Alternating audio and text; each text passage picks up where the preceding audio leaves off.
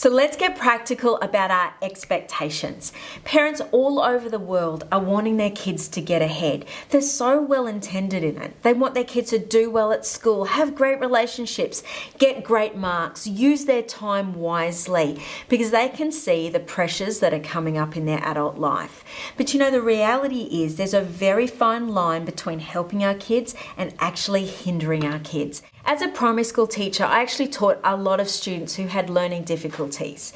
And during those end of semester appointments with parents would actually come in primarily with one question: what can I do to improve my child's academic performance? What can I do to improve their grades? What can we do to help?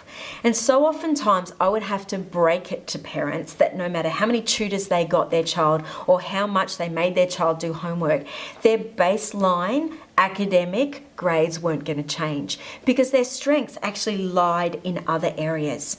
And parents, I would like to encourage you to do a few things. If you've got a child who's struggling academically, you have got to invest in their strengths rather than laboring over their weaknesses.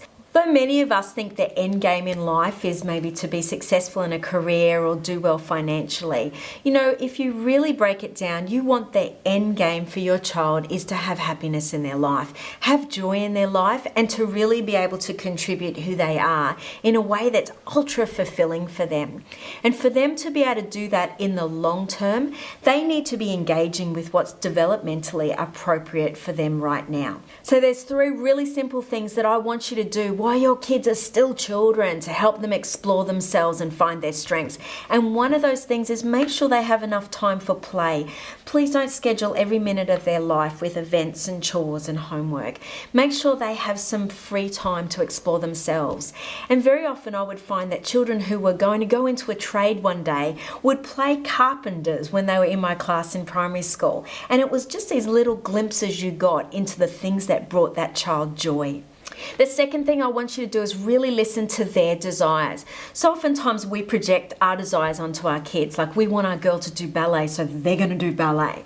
I think it's actually really important that we tune into what they're really enjoying in life and make sure that we're flexible and open enough to really go with those things and allow them the opportunity to try them. And lastly, parents, I want you to be really careful what you celebrate. It's really easy to get internally excited if our kids get a really great mark on their spelling test, or they get an award on assembly, or they handle their big end of year exams really well. But sometimes we're overlooking what really matters. From small things, big things grow. And we need to make sure that we've got our eye on those small things like a kind gesture.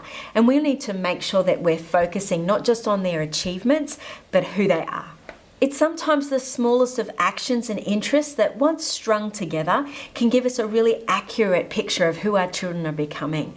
We want to celebrate their engagement. We want to celebrate their discovery. We want to celebrate their joy in life, because it's those things that are going to actually lay a really strong foundation for the future.